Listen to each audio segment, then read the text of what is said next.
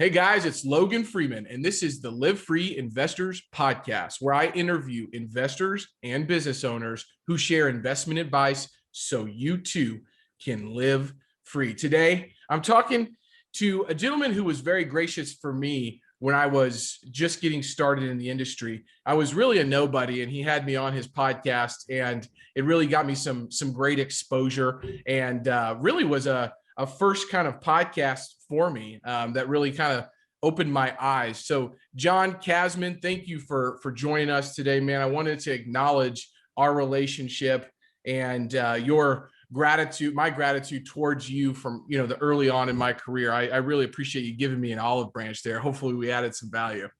Yeah, absolutely. Hey, Logan, listen, it was a fun episode and we had to do it a couple of times. I recall distinctly, I Yeah. was on the road, I was traveling, I was trying to do it this Airbnb and the Yeah. audio kept cutting out, but it was a fun interview and it's a great one. And I'll make sure we send you the link, but Yeah. I really enjoyed that conversation. You talked about the KC market and you've been crushing it in the KC Yeah. market ever since. So I really appreciate that dialogue. I think you had maybe just fallen out of a window or something, if I Oh can man, come remember on. You gonna right. bring this up? You gonna bring I'm this gonna up? bring it up, man. I'm gonna bring it up, but like I no didn't joke. fall out of a window. That makes me sound like a klutz, man. I didn't just fall out of a window. Okay, I I was in a moment of heroism trying to rescue my little babies, and I ended up having to jump off of the roof to safety. And it wasn't as dangerous as I'm implying, but it was a Yes. situation where I had to jump off the roof, and I did not stick the landing, and suffered the consequences of that. I remember you telling me that story, and I had just had my first child and was just like, I can see myself in that exact scenario, freaking out, locked in the bathroom, don't know what's going on, got to get to him, so all of those things, man. I just remember that vividly. That was probably a year ago, I guess, probably now. Yeah, And about a year and a half. Yeah, about November 2019. So it was yeah, a little while ago at this point. But yeah, and luckily are I'm you all healed. all, the question is are you all healed up? I'm all healed up. Foot's great. So I broke Okay. my foot, had to get surgery, and foot's great. It hurts when it rains or when it's Yeah. cold, but other than that, it's pretty good. So You've got a story to tell your kiddos, my man. Well, listen, there's a life lesson, just like everything else, right? The life lesson for me is do not be afraid and don't be so cocky and egomatic that you will not call for help. There yeah. was a moment when I was stuck on that roof and I'm saying, you know what? I can jump or I can call for help. And in my head, I'm like, I'm not trying to explain to people how I Yeah. got on this roof. Let's just jump off and it'll be easy. And what Yep. happens if you don't call for help when you need help? It Hmm. gets worse, and now you have to explain this story to everybody when I could have kept it between me and my wife. So now I got to tell it to everybody as opposed to a story being between me, my wife, and whoever came to rescue me off the Yeah. roof. Yeah. Well, I appreciate you sharing that, man. So, John, for the listeners, in a few sentences, just tell everyone who you are and what you do in the commercial real estate space. Absolutely. I'm a multifamily investor, a syndicator. So I work with other investors, passive investors, particularly busy professionals, right? Folks who work kind of a W-2 job, enjoy their job, want the benefits of passive income, don't necessarily want to become a landlord. Maybe Yep. you've been there and done that, or you just have other things you want to do with your time and your energy. We do all this to create more time for our family, for the things we enjoy doing, so we can actually live life kind of as you talk about, right? So we help people invest in apartment buildings without having to take on the responsibility of being a landlord. Prior to that, I had 15 years of marketing experience Mhm. working for large corporations, General Motors, Coors Light, Nike, just to name a few of the brands that I've worked on. So I took a lot of that knowledge and expertise and just kind of really brought it into the multifamily space, helping Absolutely. us to learn how to leverage marketing as a tool to help other people. It's not a Hmm. tactic, it's not a scam. It's really just a tool for you to amplify your message, amplify your voice. And whether we know it or not, we're all marketers. Hmm. Every day when you get dressed, you are, you're building a brand. You are Yes. letting people know things about you and letting them know how you can help them, right? So Absolutely. we're all marketers, whether we're actively trying to focus on the message we're communicating, or we're just simply letting people, determine their own knowledge. We're all marketers. So, for us, it's really just about being more mindful, Yeah. intentional about the message that we communicate so people can know how we help them, who we help, where we help, and how we can add value. Well, that is a very well put. And what I will also say to that is John has one of my favorite radio voices in the podcast space, but he also has one of my favorite podcasts. Target Market Insights, Multifamily and Marketing. So tell us a little bit about your show, John, kind of why you named it Target Market Insights, and maybe we'll touch on some of the trends that you're seeing from the different markets that have, obviously done well, or maybe, on the other spectrum didn't do so well the last 12 months. So where did the name of the podcast come from, and why Target Market Insights? Yeah, so Target Market Insights was really kind of a double play, right? Double entendre starting off. So, for those who are kind of familiar with marketing, having the target market is really about, who's your audience for a Mm-hmm. product, right? So, who's our target market for, these Nike shoes or whatever the case may be. From an investing standpoint, it's also the geographic market, so the Sure. cities that we're in. So for me, it was really starting out understanding the markets, the cities, the regions, and these insights. What we were trying to do was really figure out what we needed to know about the different cities, the different Mm-hmm. markets, so we can know what to invest in, right? Sure. If you know anything about real estate, one of the oldest adages that there is that location, location, location, right? You know location. So as we started to invest outside of our backyard, we struggled figuring out, the market we wanted to be in. And Sure. once you pick the market, it's like, okay, we're in Cincinnati. Great. Mm-hmm. We're in Cincinnati. So you have to talk to a lot of people, right? East side, west side. Okay, great.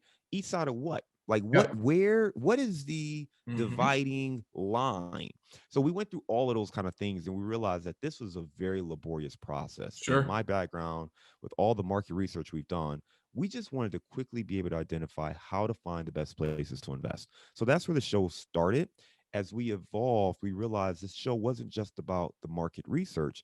It was about all of marketing. It was about Mm-hmm. branding. It was about, how to connect with investors. It was about, to your point, figuring out the trends, what's Yeah. happening, what's going to impact that. So we wanted to kind of evolve the show so we could kind of stay current and not just give you like 3 or 5 Mm-hmm. tidbits to help you find the best place to invest in your neighborhood, but really help you stay on top of things so you can build a brand if that's what you're trying to do and understand how to communicate the right things to the right people. The second piece you asked me was about trends, right? Right. So, obviously, as we talk trends, you can't start talking trends today without talking about COVID. Sure. So, when we think about where things are headed in a post COVID society, one thing is this, right? We've gotten all very digitally savvy. So, we're doing a lot more Zoom. You know, um, Digital is such a big important thing. You're not able to meet in Mhm. person. So, what does that mean from a real estate standpoint, from an investing standpoint? Well, people are going to be looking for technology. They're looking for Wi-Fi. I mean, Right. Wi-Fi is king right now, right? So you're looking for Wi-Fi. So those kind of things are going to be really important.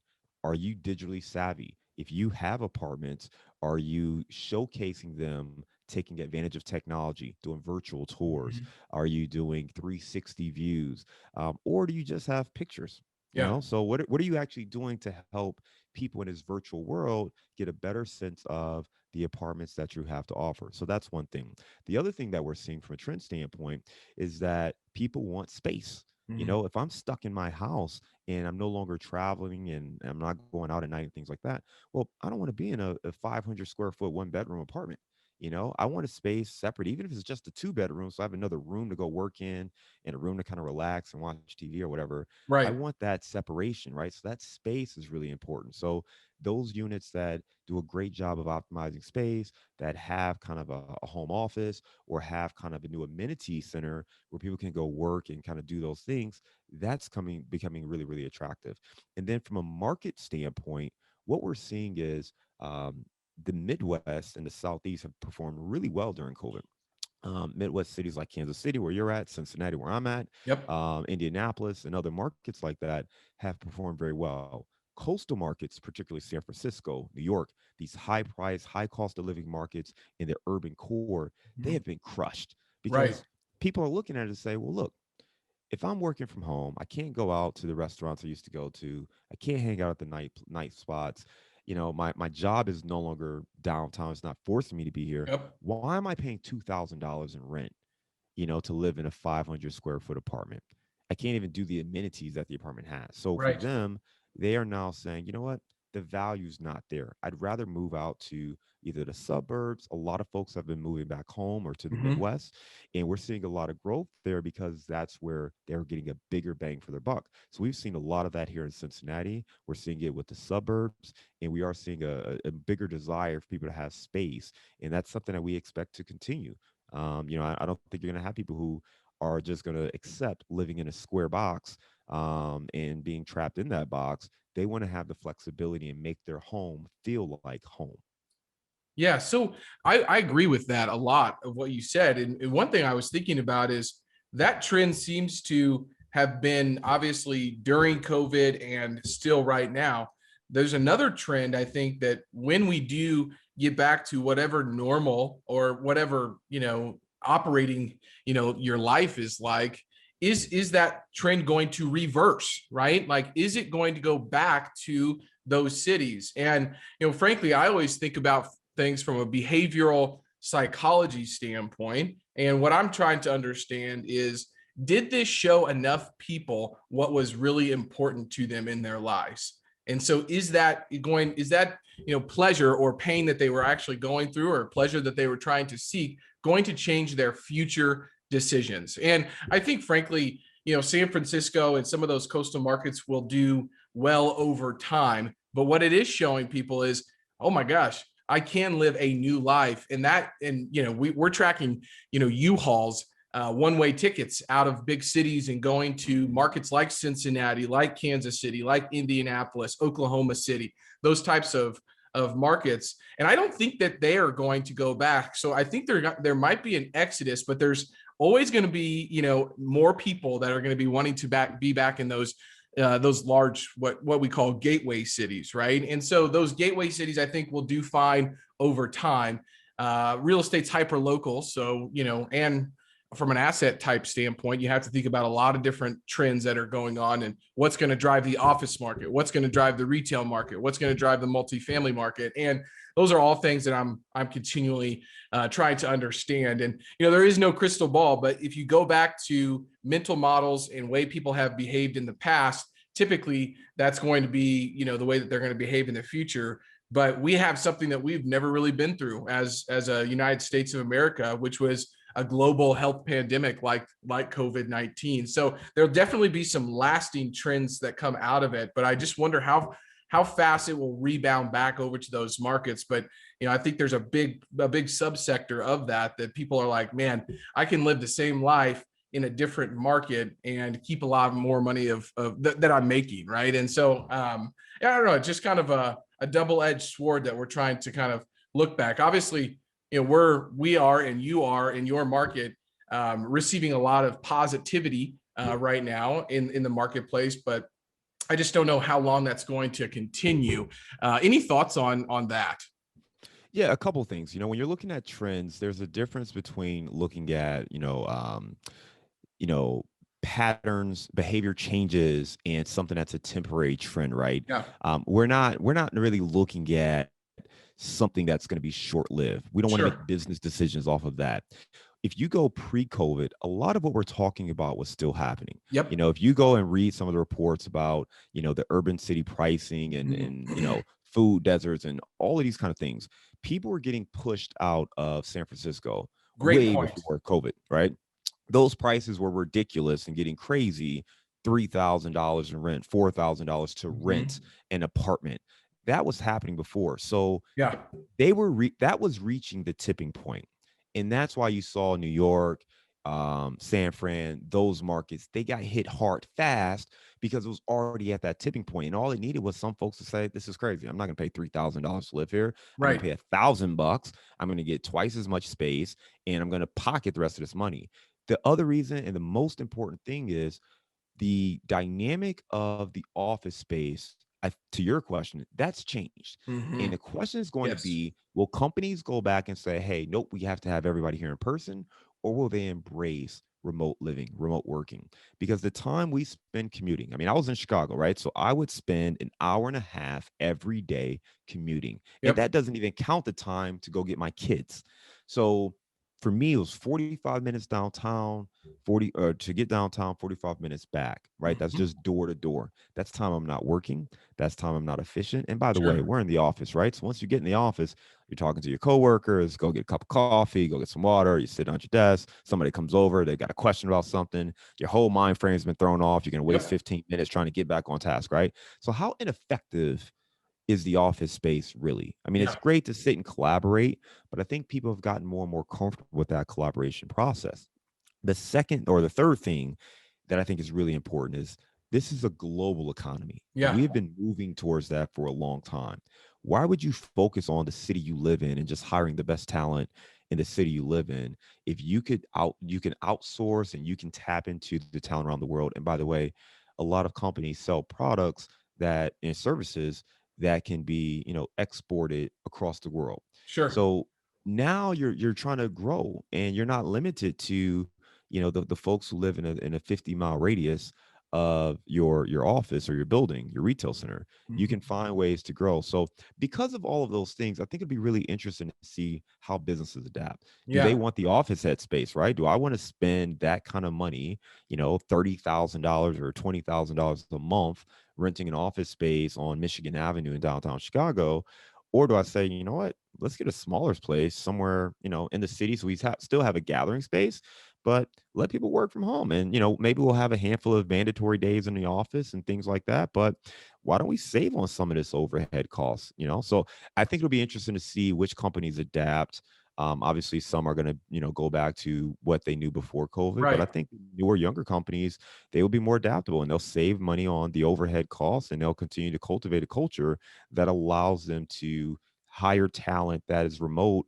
And by the way, it's going to be easy to retain talent too, Mhm. because you got a great superstar, but they want to live in a different city. You don't have to lose that person now. Exactly. Yes.